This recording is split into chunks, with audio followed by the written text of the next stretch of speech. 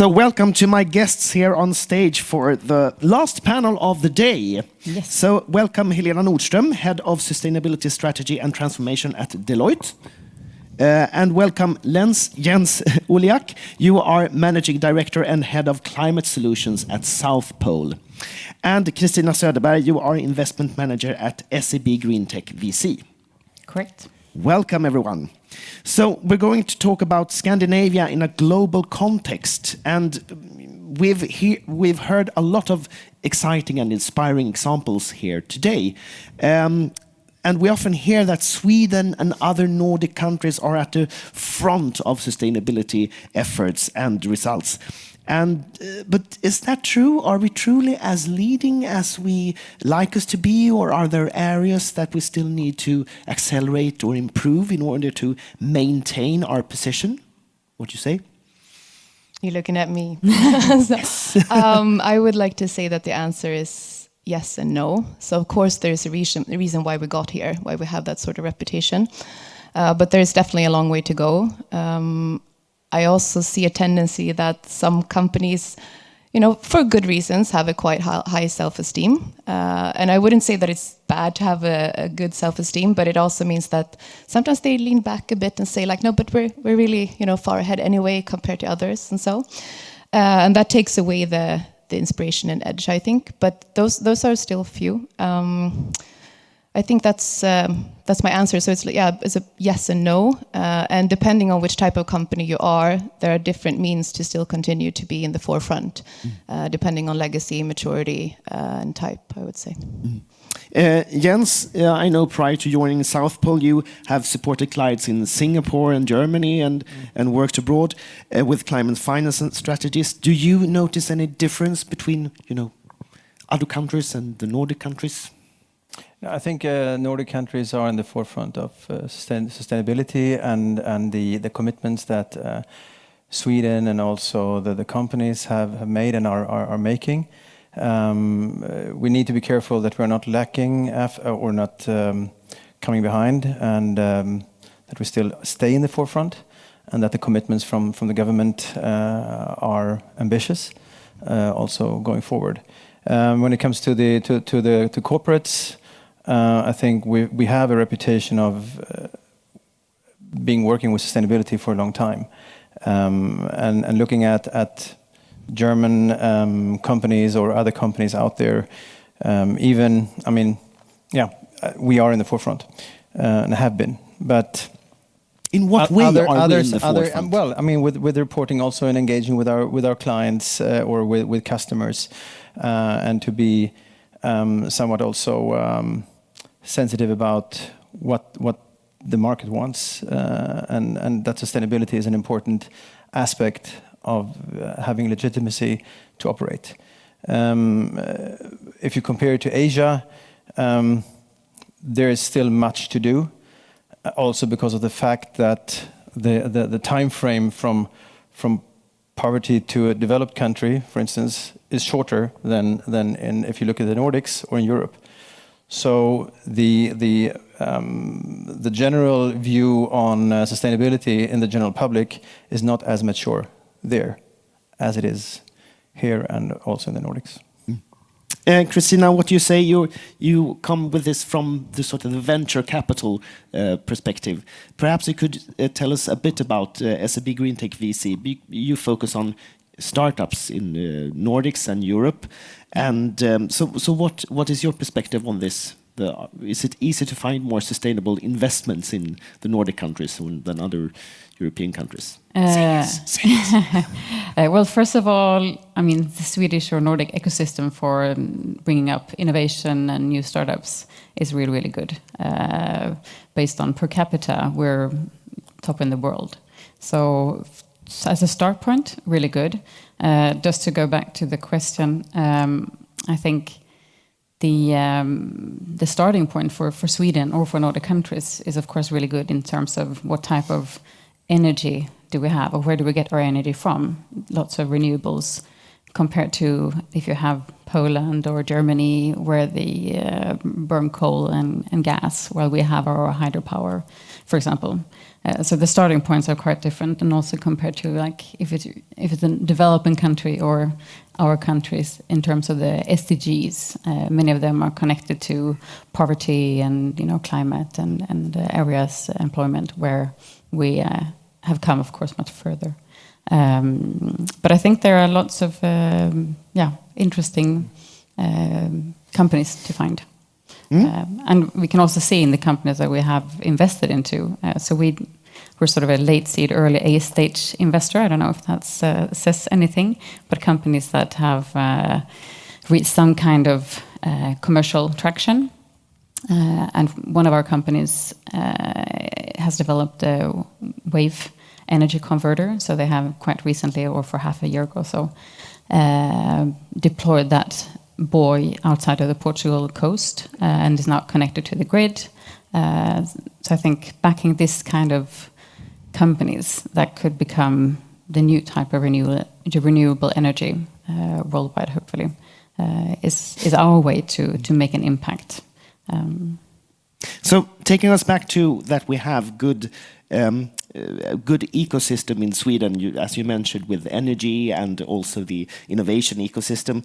Let's talk about that, how you can leverage that ecosystem to accelerate innovation. So instead of doing it all by yourself, we can collaborate with others, as we talked about earlier. You can collaborate with startups, scale-ups, and other businesses. So what's your view on this, and do you have any examples from your own organizations on collaborating within the ecosystem? Helena, do you want to start? Yeah, actually, that's sort of one of the best things about working in sustainability, that people or companies are very open to collaborate across ecosystems, across maturity, and so on. And I see that even more and more. And also, we have an example. Actually, you're going to be part of our jury next week. We have an accelerator ourselves, so that's one example of how we collaborate with startups and support them on their journey. But yeah, in general, it's just a very positive thing to see that more and more companies wants to collaborate that way. And maybe you, Kristina, can elaborate on how you see, the need for investments into them. But I also see, in terms of collaboration, the fact that for a smaller startup or a scale up, that sort of collaboration with one big company can really be the difference between life or death. For sure. Because you need those big brands to support you to really get where you're going, because those first steps, first years, they're so very, very sensitive.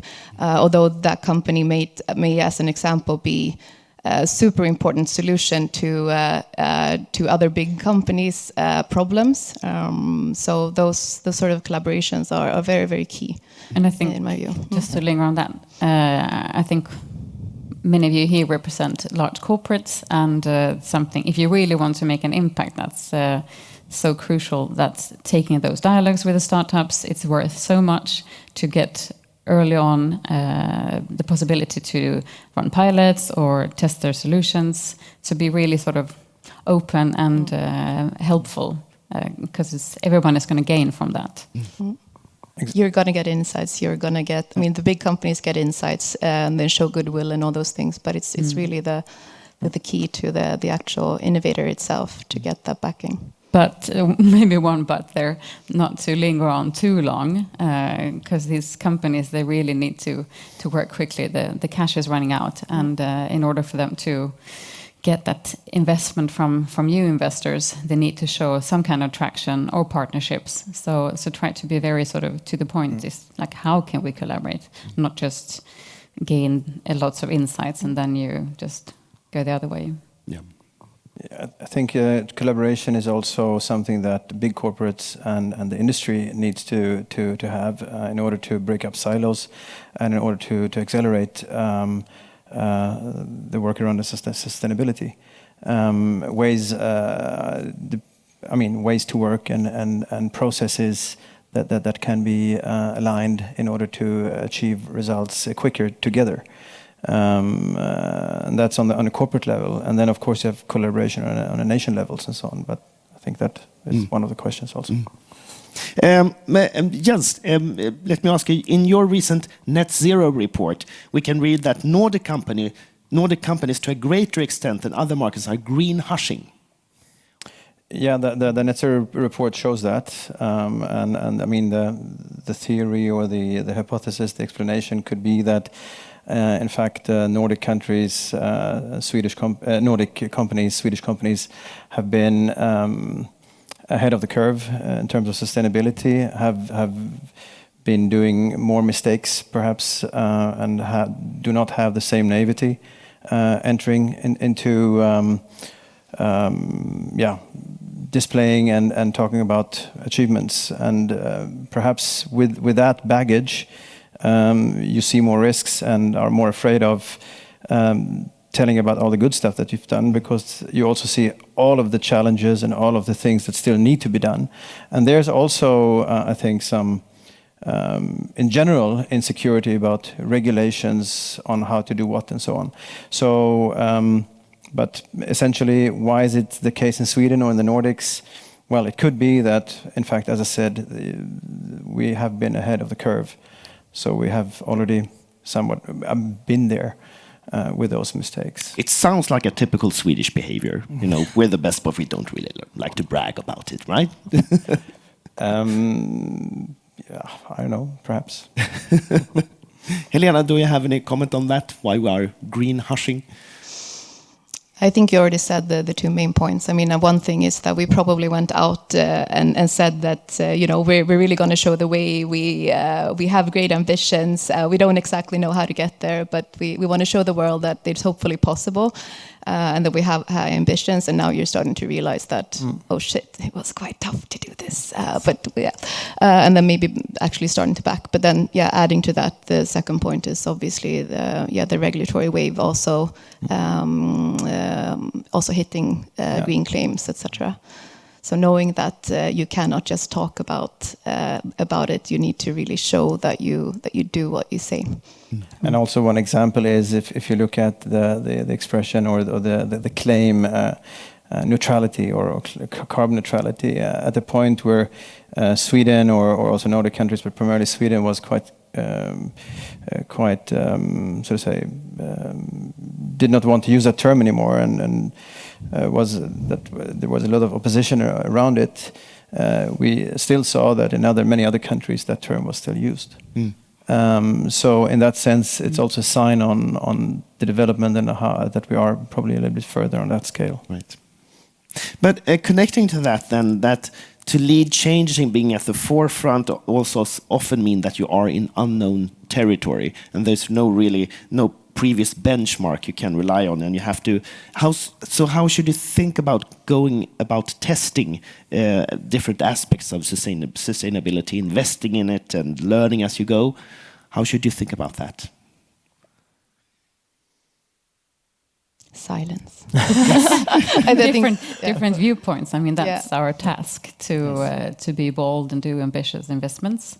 I'm sure that you've heard these figures before, but $1 trillion is what we sort of invest today as a global unity in new innovations that can help us do the transition and reach the net zero goals. But that has to sixfold until 2030 for us to actually make it happen. So from our point of view, we have a mandate from SEB to invest 600 million Swedish crowns. So if we want to make big impact, we have to use that money carefully and put it where it really can make a difference. So I think that's thinking is something that everybody needs to think. We need to make the changes here and now that can make a difference here and now and have the greatest impact. So when putting attention to reporting and what should we do, where can we change, really do it where it make a difference. And what are sort of the criteria you use when you do investments to be sure that they are sustainable? And also make a profit.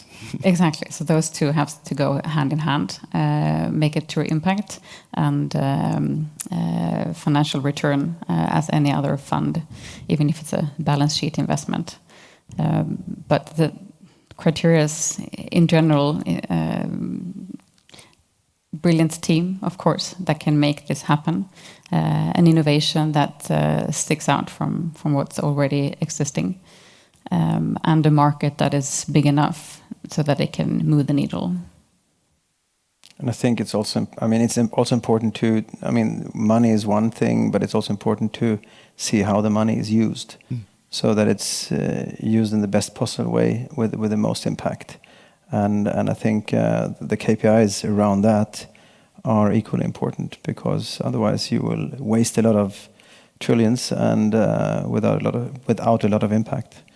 So I miss that sometimes a little bit. We're talking about these huge numbers of money, but we're not talking so much about the actual impact or the KPIs around it, and what do we really want to achieve with this money. Decarbonization, of course, but which parts do we need to focus on? And I can add to as well, you asked what criteria we have. The planetary boundaries is the sort of scope that we look into. So I would say many investors focus on the climate triangle. Of course, that's really important, reducing the greenhouse gases and the emissions, and making sure that we do the energy transition. And lots of innovation is actually taking place there. So that's where we do a lot of our investments. But we find it as important to have the holistic view on if we're going to make it, we cannot only do that. So, rounding off them, if you would like to become an industry leader within sustainability within, say, like 5 or 10 years, what would that require from you as a company, as a business? Helena, what do you say? Then we're talking about being almost around 2030, or actually past that, right? So one thing I think is things that has been, lifted today in several different talks. So actually having a strategy and sticking to that, right? Integrating into business, really transforming. And so taking the long view, strategic approach. But otherwise it's action, right? Because many companies, they have these targets for 2030 or beyond. And if we are there, you better look back and show that you've actually done what the hell you said you were going to do. And that's the tricky part. The future is not that far away as you think it is. Exactly. So, I think, act today, start today. Don't wait until 2030 or 2050, and set your sub targets, and put it on a board level. It needs to be in the boards. It needs to be at the top of the food chain in the companies, in order to have that impact. And just be aware of that. You will lose out on business, and it will be bad business not to be sustainable. Kristina? Quite similar, I guess, but I would say my 3 head points would be do it now, because it takes time. Just looking into the companies that we invest into, we invest today, but it will take a few years until they will make a true impact. And the same goes with the tactics that you have, that you really need to do it now. The other one is to be genuine.